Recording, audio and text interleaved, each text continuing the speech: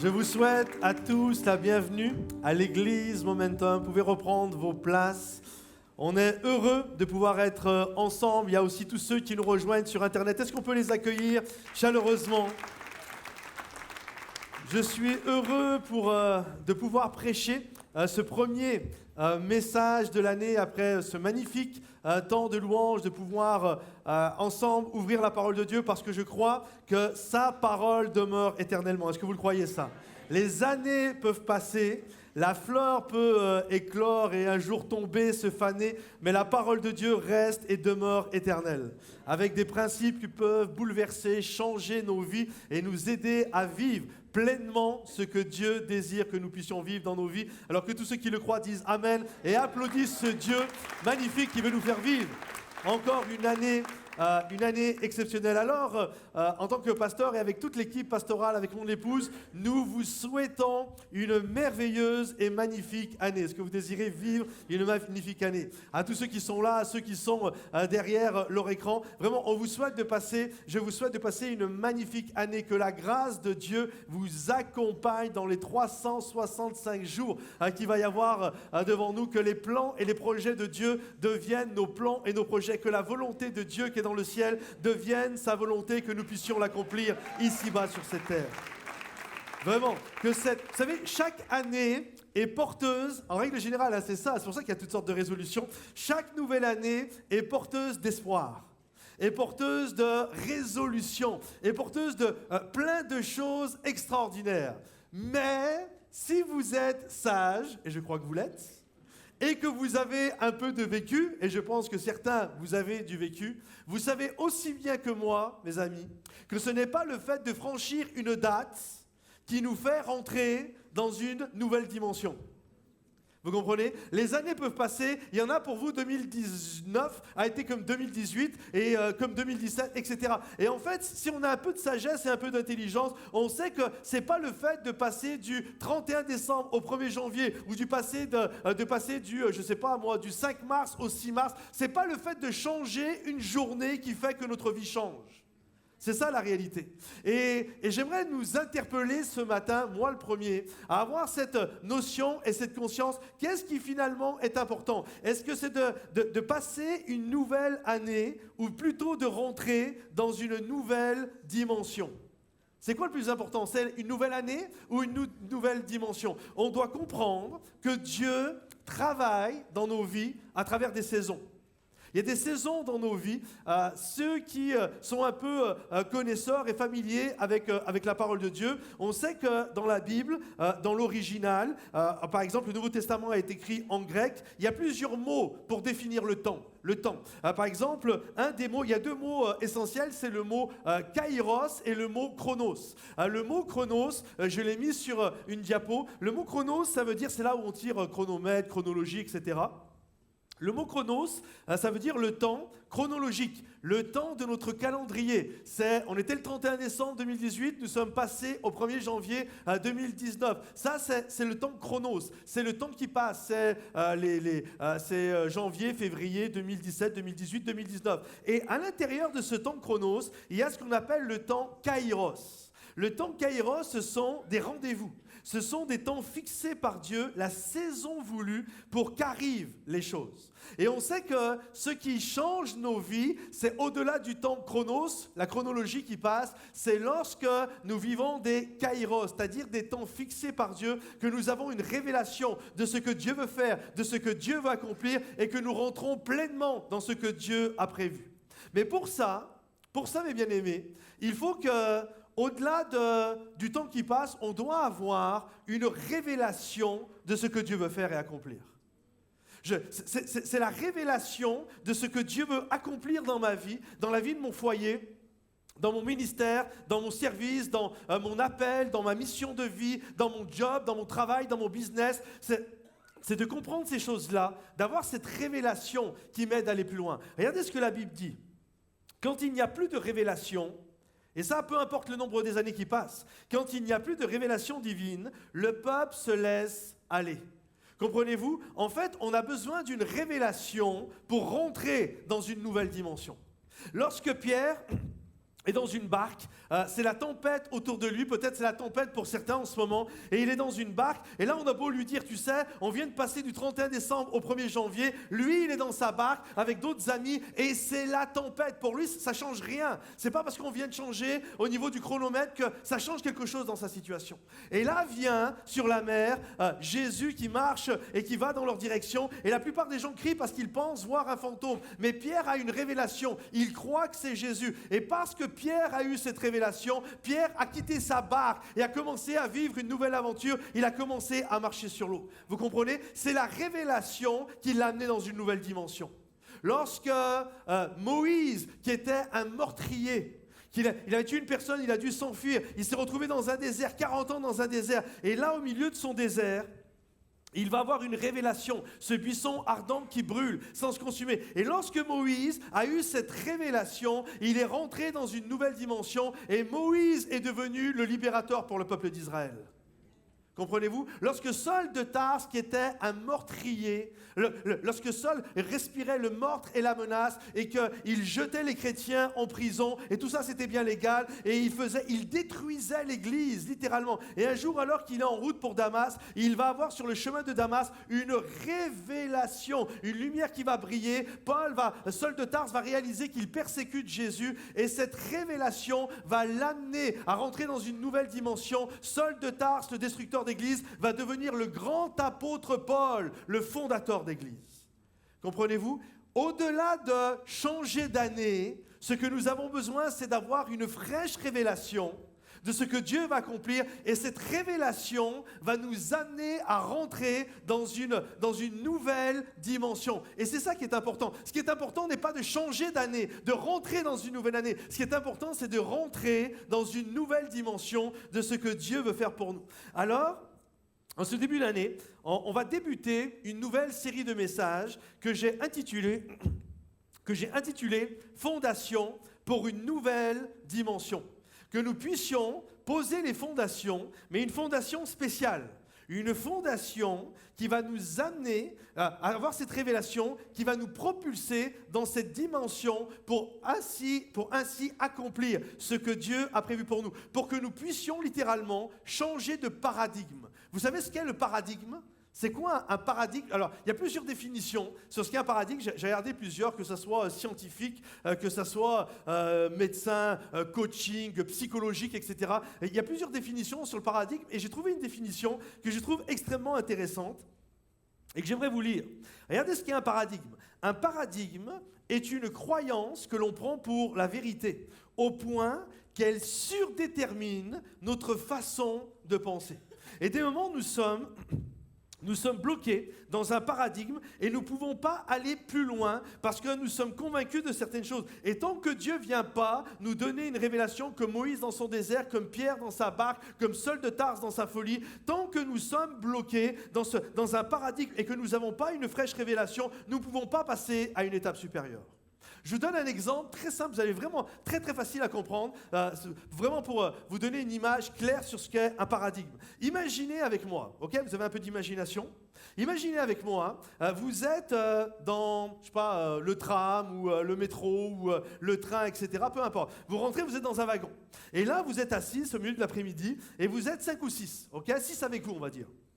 Et là, c'est tranquille, tout le monde est en train de lire, de texter, etc., pas de bruit, etc. Et là, rentre dans le métro, rentre dans le wagon, il rentre un homme avec 2 garçons, un papa et ses 2 fils. Et alors que le papa et ses 2 fils rentrent, le papa va tranquillement s'asseoir et les 2 fils, waouh, là c'est balèze. Les 2 garçons crient, courent dans tous les sens. Et toi, tu es là, tu les vois faire, tu vois le papa qui bouge pas, tu te dis, mais c'est quoi le délire? Et là, littéralement, tu vois les gamins, ils sont en train de courir sur les sièges. Il y en a même un qui tend jambe comme ça pour passer de l'autre côté. Et là, tu regardes le papa, tu te dis, va bouger quand même.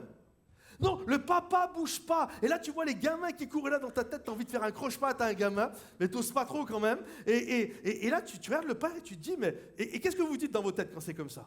Tu te dis, mais ils sont mal éduqués, ces enfants. Ils sont mal élevés, c'est pas possible, c'est inadmissible. Et c'est quoi ce père qui laisse faire ses enfants comme ça? Vraiment, c'est un mauvais père, il est absent, c'est vraiment rien. L'autre, il est dans ses pensées, il n'en a rien à faire. Et là, tout le monde, pas que toi, les 5 autres autour de toi, tout le monde pense la même chose. Et à un moment donné, tu en as tellement marre, tu te retournes, le papa est assis à côté de toi, tu te retournes et là, d'une manière polie, d'une manière indirecte, tu aimes le papa et tu dis, ils ont de la vie, hein, vos enfants, hein? Et là, le papa te regarde, les larmes commencent à monter, et il te dit, tout simplement, on vient de sortir de l'hôpital, leur maman vient de mourir. C'est leur manière d'extérioriser les choses, et moi je suis complètement hébété. Là, d'un seul coup, on change de paradigme.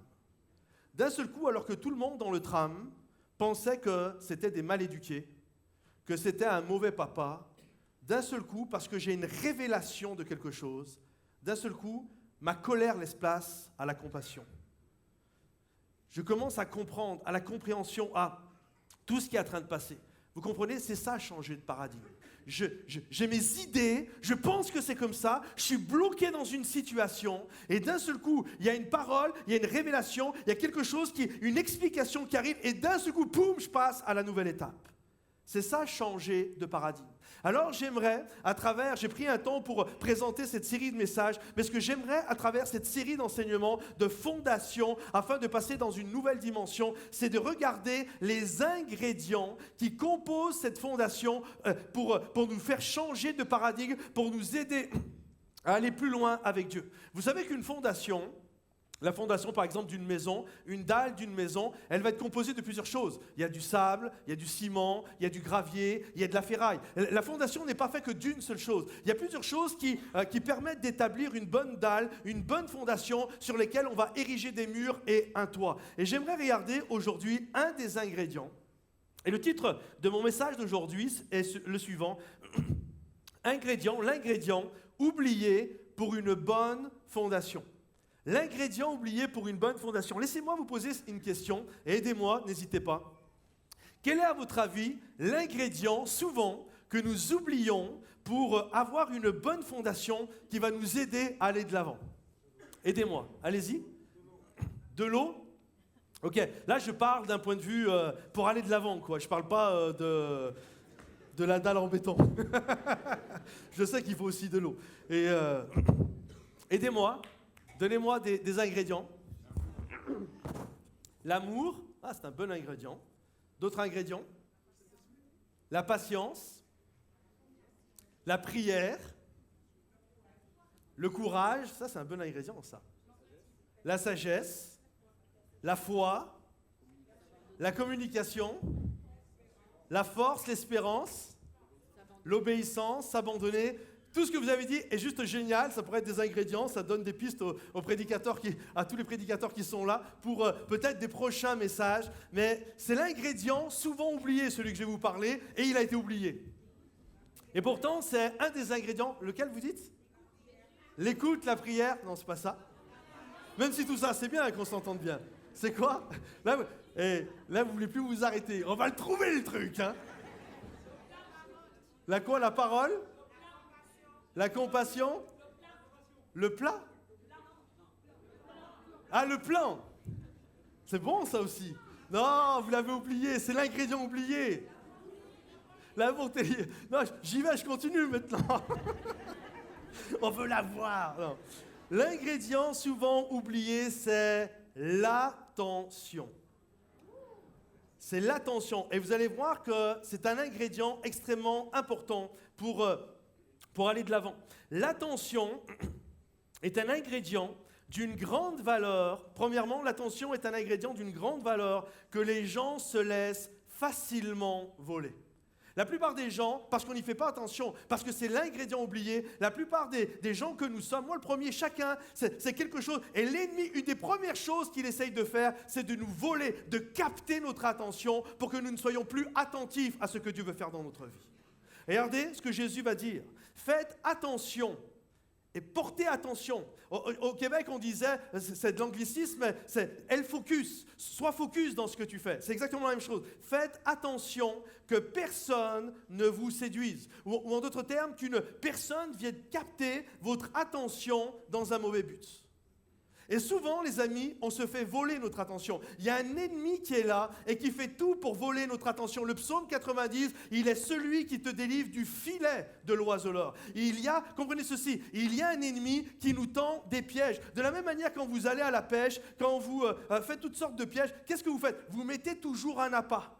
C'est toujours comme ça. Au bout de l'hameçon, il y a un petit ver qui se balade. Il y a toujours quelque chose comme ça. Et la Bible nous parle, il est celui qui nous délivre du filet de l'oiseleur. Il est celui qui veut nous tromper. Il est celui qui nous fait croire des choses. Et on va y aller, puis à la finalité, on s'aperçoit que c'est une catastrophe. Et il y a un ennemi qui est là et qui est toujours en train de nous tendre des pièges. Et nous, on voit ça. Et un peu comme la souris qui se jette sur le petit morceau de fromage, elle voit que le petit morceau de fromage, son attention a été attirée par quelque chose qui lui plaisait. Mais la finalité, dès qu'elle va amener sa tête, boum, c'est fini. Et la réalité, on se fait souvent séduire. On se fait souvent voler notre attention, ce qui nous empêche de rentrer dans les plans et les projets que Dieu a prévus pour nous. Notre attention, au lieu d'être captée par notre épouse, au lieu d'être captée par nos enfants, au lieu d'être captée par ce qui plaît à Dieu, au lieu d'être captée par notre appel, notre mission de vie, par notre travail, par tout ce que Dieu désire, notre attention, nous sommes séduits, nous sommes capturés, nous sommes captivés par autre chose. Et ça vient voler le plan et le projet de Dieu. Et il y a un appel, il y a une révélation à avoir. Je dois faire attention à mon attention. Il y a un appel à faire attention à son attention. Je veux être attentif, je veux garder le focus. Je ne veux pas me perdre, mais je veux rester dans les plans et dans les projets que Dieu a prévus pour moi. À qui et à quoi, mes amis, je donne mon attention? C'est une vraie question que je vous pose. Aujourd'hui, à qui et à quoi vous donnez votre attention? Imaginez avec moi 2 scénarios de vie. Premier scénario, tu te lèves et puis tu as plein de choses que tu désires faire dans la journée. Et là, tu t'assois sur ton canapé et tu prends ton smartphone. Et là, boum, il y a une notification. Ça attire, ça capte ton attention. Hop, tu regardes, notification, Instagram. Ok, tu ouvres ton Insta et là, tu commences à regarder ce que les gens qui ont liké ta photo, tu commences à regarder les commentaires, boum, autre notification. Et là, tu continues, boum, hop, Facebook là maintenant. Et là, tu commences à regarder et là, tu commences à faire défiler. Tu commences ce qu'on appelle à scroller, à défiler. Et là, tu t'en rends même pas compte. Et au bout d'un moment, tu regardes l'heure, ça fait 1 heure que tu es sur ton téléphone. Tu t'es fait voler ton attention. 1 heure de ton temps. Maintenant, imaginez, versus un autre scénario, tu as 1 heure, c'est pareil, c'est exactement la même heure. La même heure, tu prends ton épouse, tu arrives le soir du job, tu dis à ta femme, viens, tu prends tes enfants, peut-être en bas âge, venez, on va au parc, et là, tu vas t'amuser avec tes enfants, tu consolides tes liens familiaux, tu ris, vous vous chamaillez, vous prenez du bon temps ensemble. Et à la fin de cette heure-là, il y a l'autre heure, il y avait de la frustration. Il y a comme, je me suis fait avoir, j'ai perdu ma journée. Mais là, lorsque tu as fait ça, d'un seul coup, il y a une joie, il y a un enthousiasme. Pourtant, les deux, c'est 1 heure. Mais vous n'avez pas donné votre attention au même endroit.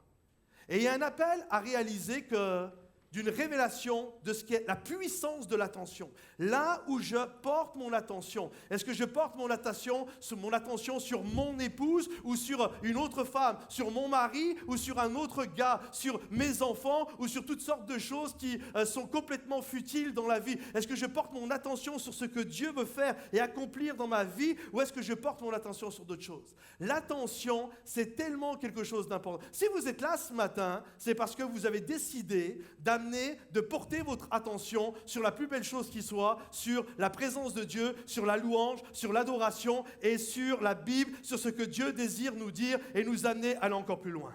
Combien croient que généralement, quand on sort de l'église, on est touché, on est encouragé, on a touché Dieu. En règle générale, quand on a pris 1 heure de son temps et qu'on est venu à l'église, louer, adorer Dieu, être encouragé par la parole de Dieu, généralement, cette attention que nous avons eue envers la parole de Dieu, c'est quelque chose de bénéfique pour nous.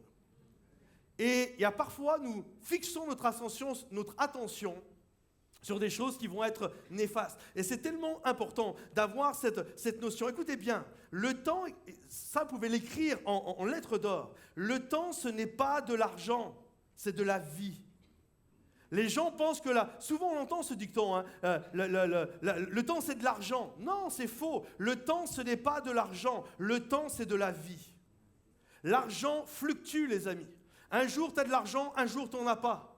Il suffit que tu investisses, que tu vas vider tes comptes en banque avant que ça revienne ou pas. L'argent, c'est ça. Un jour, tu en as, un jour, tu n'en as pas. Un jour, c'est là, un jour, ça va et un jour, ça vient. Comprenez ceci, le temps qui est parti ne reviendra jamais.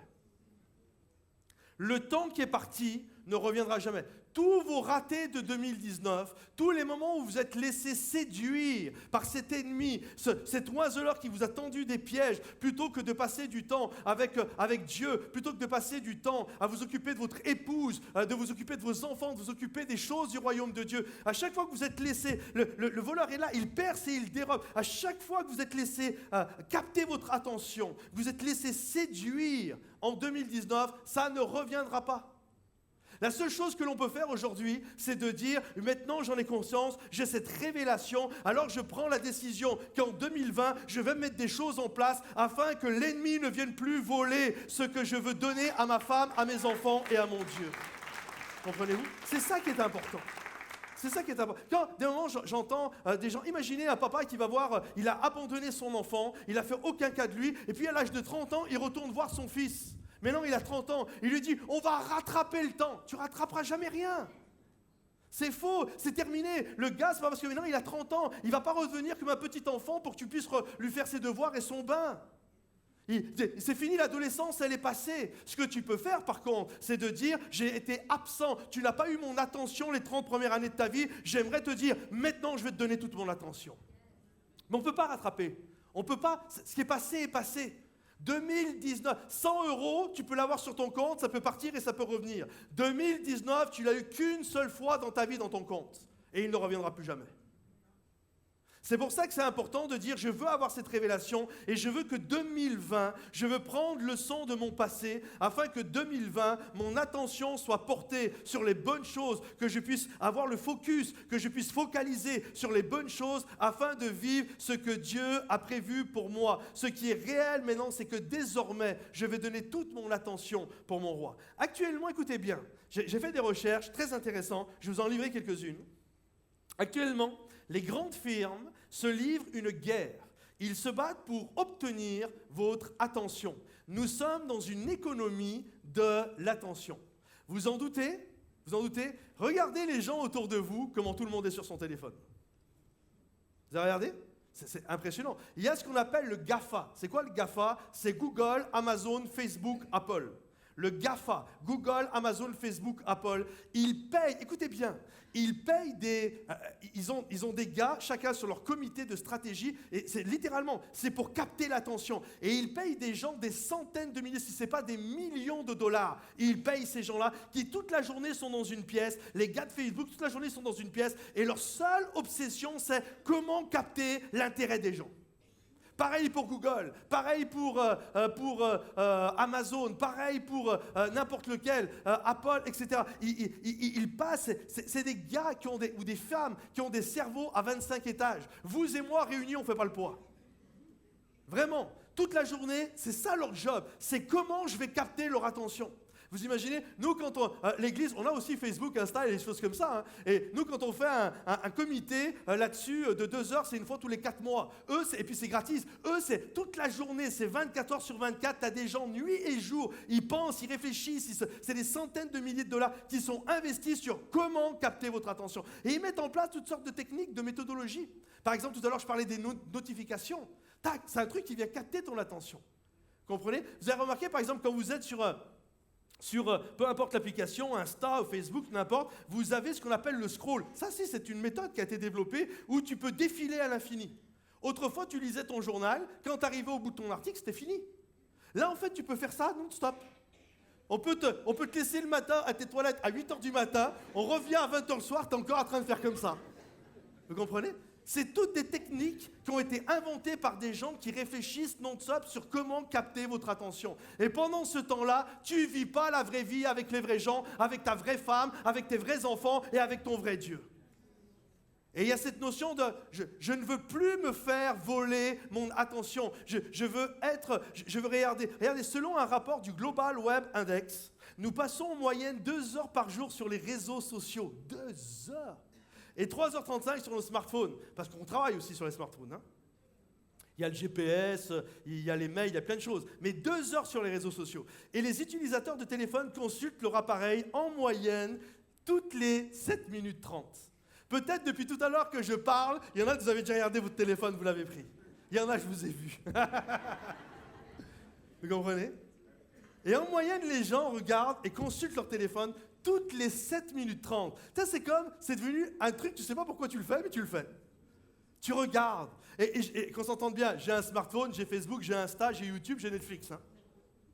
Mais il y a cette notion ils font tout pour nous rendre addicts. Et si on n'est pas sage, si on ne comprend pas la puissance de l'attention, alors on va se faire avoir. Et capter l'intention, qu'on s'entende bien, c'est quelque chose de normal.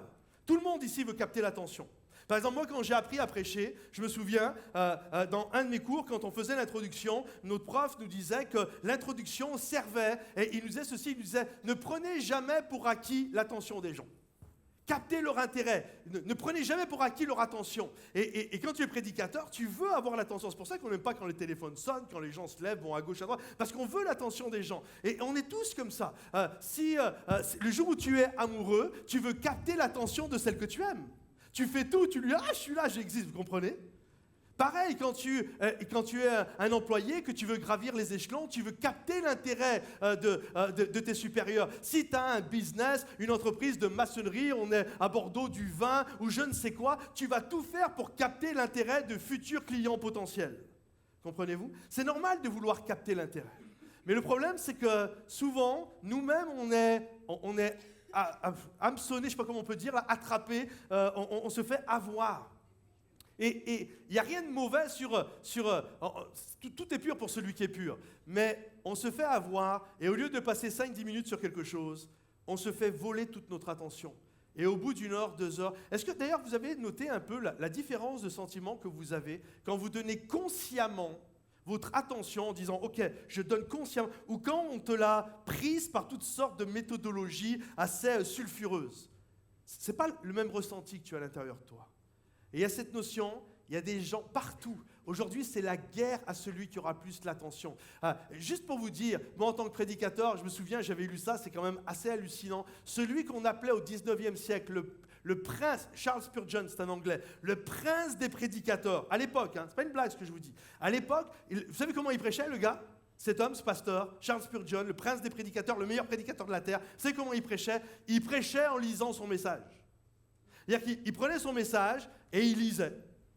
Alors bien sûr, il y mettait ses tripes, ses émotions, il y mettait tout, mais il lisait. Aujourd'hui, le prédicateur, il est derrière le pupitre et il lit son message, ça n'intéresse plus personne. Parce qu'on a tellement été excités. Mais là, il faut que ce soit le feu d'artifice. Hein. Vous comprenez ? Et il y a une étude, juste, je ne sais pas en diapo, mais je l'ai noté, c'est quand même assez exceptionnel et ça démontre bien ce que je suis en train de vous dire. Chaque année, notre capacité attentionnelle baisse. Elle était en 1950 de plusieurs minutes. En 2000, vous savez à combien elle était ? À l'an 2000, notre capacité d'attention en moyenne était de 12 secondes. En 2015, je n'ai pas les chiffres de 2020, donc il y a 5 ans en arrière, en 2015, elle était de 8 secondes. En d'autres termes, notre capacité d'attention est devenue inférieure à celle des poissons rouges. C'est pas une blague. Ça ne veut pas dire qu'on est devenu moins intelligent que les poissons rouges, c'est pas ça que je suis en train de dire. Hein. Je parle de la capacité d'attention. Notre capacité d'attention est devenue inférieure à celle des poissons rouges. Et il y a une guerre, et le Seigneur vient et il dit que personne ne vous séduit, que personne ne vienne capter votre attention et vous amène dans des choses et vous allez oublier de vivre la vraie vie. Vous allez oublier d'accomplir votre appel et votre mission de vie, de prendre soin du royaume, de prendre soin de votre épouse, de prendre soin de vos enfants. Il y a une réalité, il y a une guerre de l'attention et je veux faire attention. Les conséquences de ça, impossible de travailler 1 heure sans se distraire. Vous savez qu'aujourd'hui, dans certaines boîtes, ils mettent des petites pièces où vous pouvez aller jouer de la guitare, où vous pouvez faire du flipper, vous pouvez faire toutes sortes de choses. Vous savez pourquoi ? Parce que les gens ne sont plus capables de se concentrer plus d'1 heure. Ils ont besoin de s'oxygéner le cerveau. Et tout le monde maintenant, c'est comme ça. Et je ne le critique pas. Ce que je suis en train de dire, c'est qu'il y a 50 ans, 60 ans en arrière, les gens n'avaient pas besoin de ça.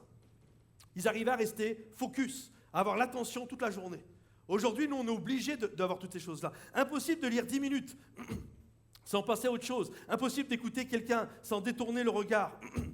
Impossible de manger Excusez-moi. Impossible de manger avec quelqu'un sans mettre son téléphone sur la table. Ça vous parle tout ça? Votre attention est extrêmement précieuse. Alors gardez-la précieusement pour ce qui vous est cher. C'est tellement important. Alors, une fois que j'ai dit ça, j'ai tout dit et j'ai rien dit. Je crois qu'il y a un appel à mettre, tout à l'heure on en parlait d'un plan.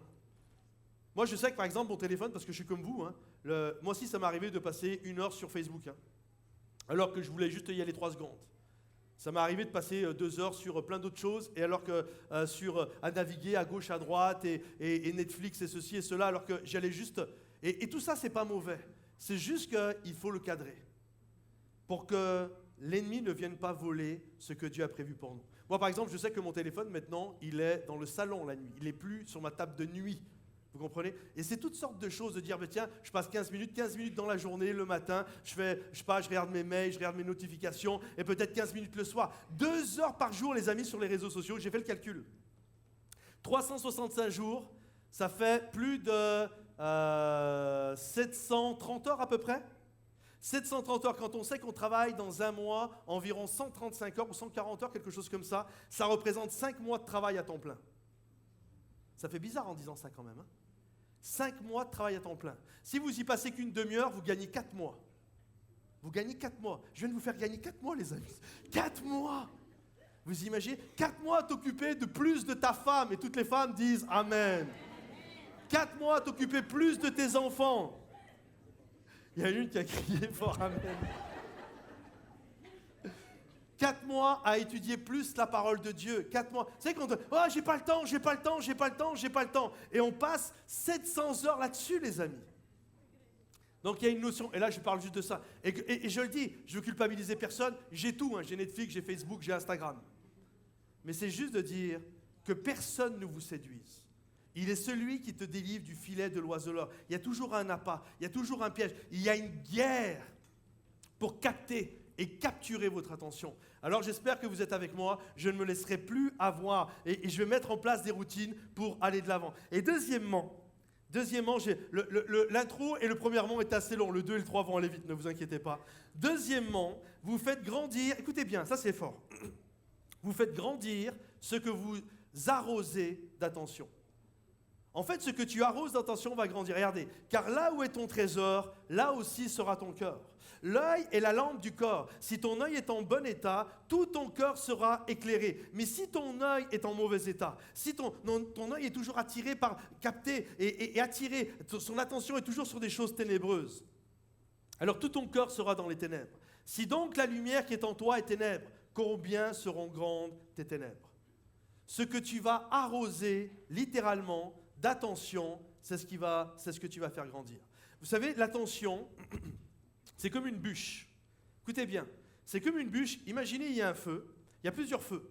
Et si je veux faire grandir un des feux, je prends ma bûche et là où je vais mettre ma bûche, c'est ce feu-là qui va grandir le plus. Donc là où je place mon attention, c'est là où il va y avoir le plus grand feu.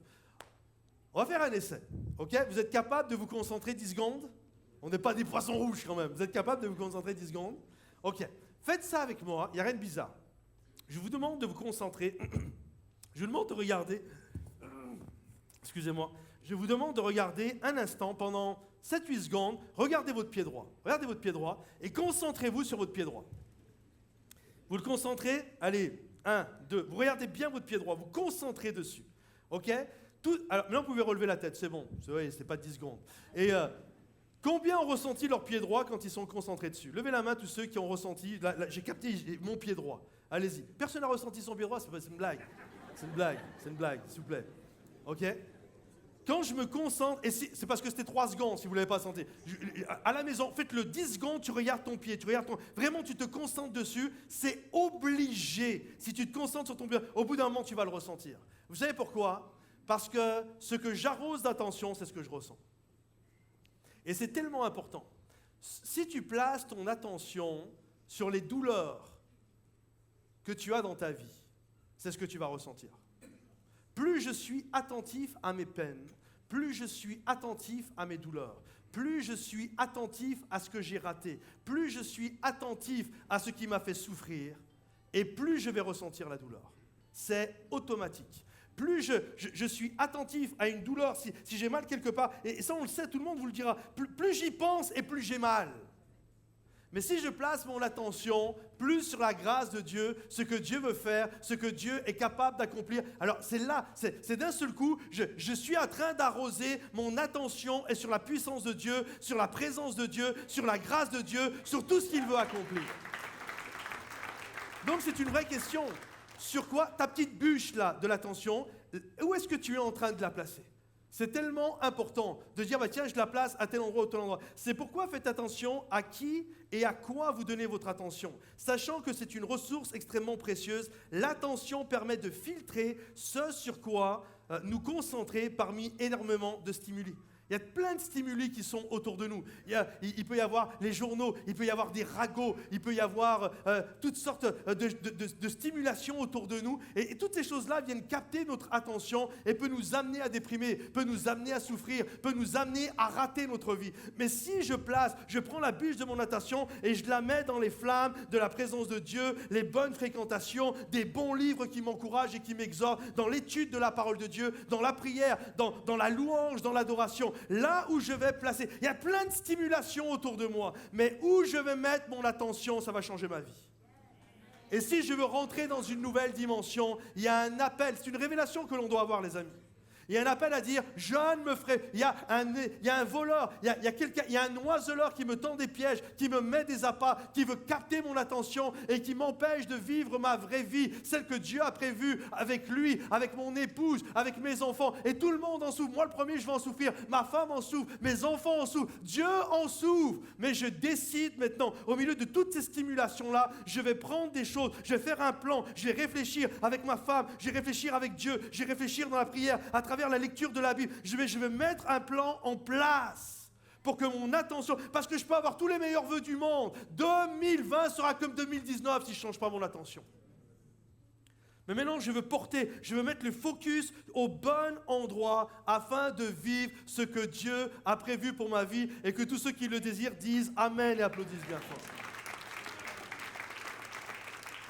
C'est tellement important d'avoir l'attention. Ça nous permet de faire des choses. J'ai écrit 2 livres. Mes 2 premiers livres, je les ai écrits quand j'étais en vacances. Vous savez pourquoi? Parce que j'avais rien d'autre à penser. Le 3e, j'ai commencé à l'écrire il y a 1 an et demi. Quand j'étais en vacances, j'ai écrit la moitié du livre. Et depuis, j'ai plus écrit 3 mots. Parce qu'on a plein de projets, on a plein de trucs. Je suis tellement stimulé que j'y arrive plus. Il faut se concentrer. Ce n'est pas juste d'avoir du temps. Il faut que tes pensées soient là-dessus, vous comprenez? Et en fait, quand tu focalises, tu es focus, tu portes ton attention sur quelque chose, c'est comme ça que tu arrives à l'accomplir. C'est comme ça qu'on arrive à accomplir les choses. Ce n'est pas en courant 25 000 lièvres. On peut avoir toute une équipe et chacun court son lièvre. Mais soi-même, c'est tellement important je vais être focus. Je veux porter mon attention sur une chose. 3e, et je finirai avec ça, je vais demander aux musiciens s'ils peuvent revenir. L'attention est une ressource limitée qui ne peut se focaliser que sur une seule chose à la fois. L'attention est une ressource limitée qui ne peut se focaliser que sur une seule chose à la fois. Regardez ce que la Bible dit. Nul ne peut servir de maître. Tu ne peux pas en servir deux. Tu ne peux pas donner ton attention aux choses terrestres et donner ton attention en même temps aux choses célestes, aux plans et aux projets que Dieu a formés pour toi. Tu ne peux pas être capturé par toutes sortes de choses charnelles et en même temps dire « je suis en train de servir Dieu ».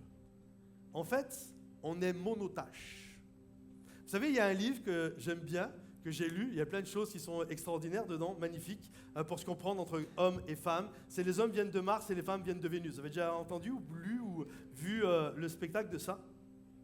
Et là-dedans, ils disent par exemple que les hommes, contrairement aux femmes, on est monotache. C'est-à-dire que par exemple, un homme, quand il fait la cuisine, je ne sais pas si vous avez remarqué ça, les femmes, c'est sûr que vous l'avez vu, si votre homme a déjà fait la cuisine, bien sûr. Mais en règle générale, quand un gars, par exemple, il fait des pâtes, il fait bouillir de l'eau, l'homme reste à côté de la casserole. Il ne bouge pas, il reste à côté de la casserole. Or, une femme, elle, on dit dans ce livre que la femme, elle est multitâche. Ça veut dire qu'elle, en même temps qu'elle fait chauffer la marmite, en même temps, elle fait le bain du gamin, elle fait le devoir de l'autre, elle court, elle est de partout. Mais vous savez ce qui se passe à la fin, bien souvent, le repas, il est brûlé. Vous savez pourquoi? Bien souvent, pas tout le temps. Bien sûr. Vous savez pourquoi? Parce que c'est faux, les amis. Les femmes, vous n'êtes pas multitâches, vous êtes comme les hommes. La seule différence, c'est que dans une maison, et ça, il faut bien le reconnaître, les femmes sont beaucoup plus vaillantes que les hommes.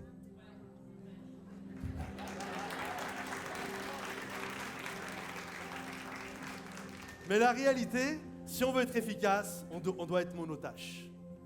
Un peu si... C'est dommage, on ne l'a pas, mais je voulais prendre un faisceau, tout mettre dans le noir. Il y a deux types de lampes. Il y a les lampes qui éclairent partout, mais quand tu éclaires de partout, tu éclaires de partout et tu éclaires nulle part. Et il y a les lampes faisceaux. C'est-à-dire qu'on te met dans le noir, si imaginons, c'est omnidirectionnel, et que d'un seul coup, je peux, avec la lampe, comme ça, devenir très directionnel et montrer quelque chose. D'un seul coup, je ne vois plus que ça. Et bien, c'est comme ça qu'on doit diriger nos vies. Je veux être focus. Je veux être attentionné. Je veux que toute mon attention soit portée. Le soir, quand je suis avec mon épouse, dans le lit avec ma femme, c'est elle qui doit avoir mon attention et pas je ne sais pas qui sur Instagram. Est-ce que vous êtes d'accord avec ça? Et ça, c'est vrai pour mille et une choses dans notre vie. C'est porter l'attention. Et notre vie ne pourra pas changer si on n'est pas attentif à ce que Dieu veut faire. Et si on se laisse tout le temps distraire non-stop. J'ai noté ceci. L'année 2020 ne sera pas bien différente de 2019. Si vous continuez de porter, si nous continuons, je me mets avec vous, de porter notre attention sur les mêmes choses. Elle ne sera pas bien différente. Moïse, cet homme qui est rentré avec une révélation dans une nouvelle dimension, a dit ceci dans un des psaumes, le psaume 90. Apprenez à bien compter vos jours. Apprenez à bien compter vos jours. Parce que la vie d'un homme est courte. 70 ans pour les plus robustes, 80, et on sait qu'il y en a qui vivent un peu plus vieux, mais vous comprenez, ça passe vite. Hier encore, vous connaissez la chanson, j'avais 20 ans. Hier encore, c'est vrai, j'ai l'impression que c'est hier que je les avais. Quand on parle du Canada, j'ai l'impression que c'est hier qu'on était là. Ça passe tellement vite. Apprenez à bien compter vos jours. Apprenez à être focus, à dire c'est ça que je veux. L'ingrédient pour une bonne fondation, c'est l'ingrédient oublié. Mais c'est ce que l'ennemi, c'est ce que les publicitaires, c'est ce que tout le monde essaye de vous voler. On est dans une économie de l'attention. Tout le monde essaye de la prendre. Et au milieu, Dieu nous appelle. Au milieu, notre femme, notre mari, nos enfants crient. Et oh, on est là.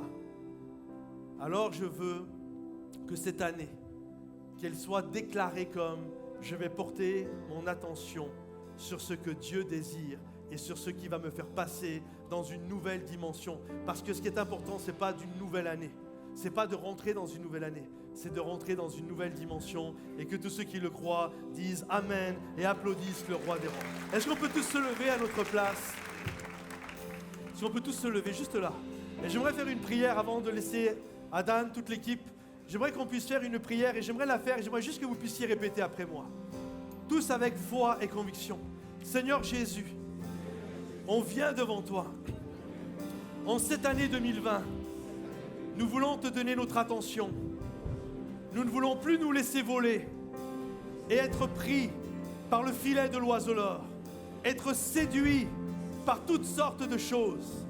Mais cette année, nous déclarons que notre attention va être portée sur toi, sur ton royaume, sur ma femme, sur mon mari, sur mes enfants, sur mon appel, sur mon travail, sur mon entreprise, afin que je puisse briller pour toi dans le nom de Jésus et que l'année 2020, qui ne passera qu'une seule fois, l'argent, le temps ce n'est pas de l'argent, c'est de la vie, et ne passera qu'une seule fois, que cette année soit une année pour la gloire de ton nom. On veut vivre pour toi, on veut vivre pour ton royaume, on veut vivre pour qui tu es, et que tous ceux qui le croient disent impuissant Amen et Amen. Alléluia.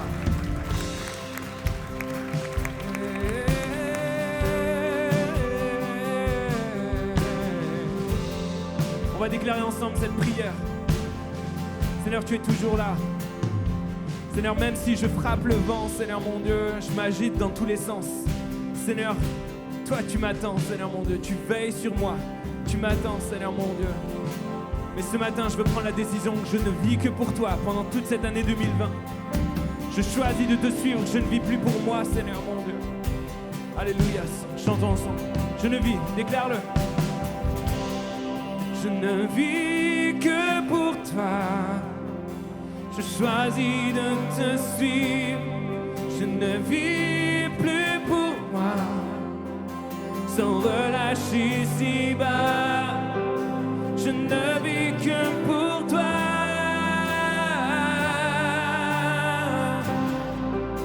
Je ne vis que pour toi.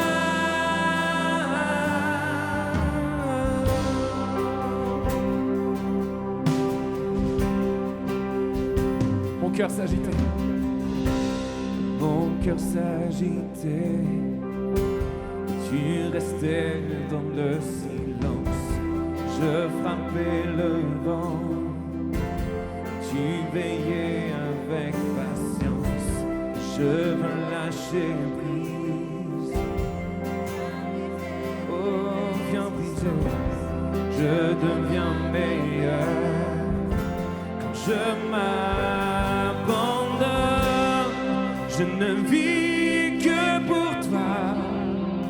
Je choisis de te suivre. Je ne vis plus pour moi. Sans relâcher ici-bas. Je ne vis que pour toi. Jésus. Je ne vis que pour toi. Quand rien n'a de sens et que je ne comprends pas, en toi j'ai confiance.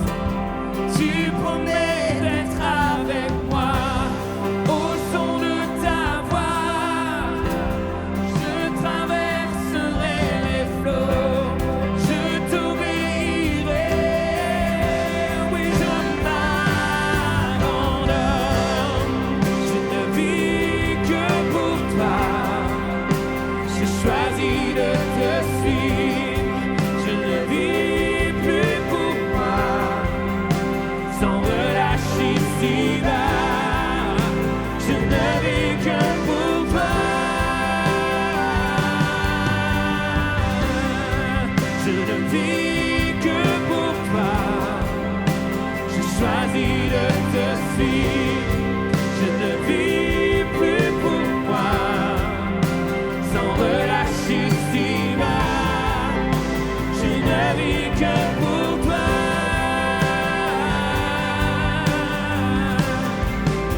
Je ne vis que pour toi.